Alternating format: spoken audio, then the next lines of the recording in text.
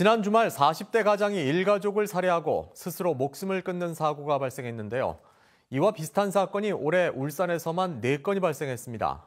전문가들은 일가족의 비극이 아닌 자녀의 생명권을 부모가 빼앗는 명백한 살해 행위라고 지적했습니다. 정인권 기자입니다. 늦은 밤 아파트 단지에 소방차 여러 대가 출동했습니다.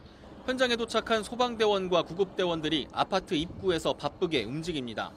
남학생이 등교하지 않았다는 학교 측의 신고를 받고 경찰이 출동했지만 40대 남성이 가족이 집에 없다며 문을 걸어 잠궜습니다. 경찰과 소방구조대가 강제로 문을 열고 들어가자 집안에는 불이 나 있었고 심정지 상태의 40대 남성과 여성, 10대 아들 2명이 숨진 채 발견됐습니다. 경찰은 남성이 아내와 두 아들을 살해한 뒤 불을 낸 것으로 보고 있습니다.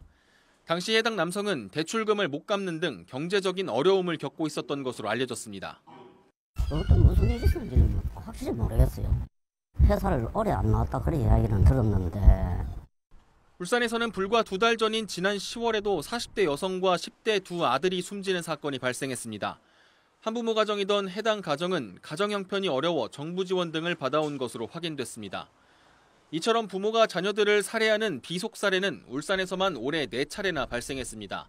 목숨을 잃은 자녀만 7명에 달합니다.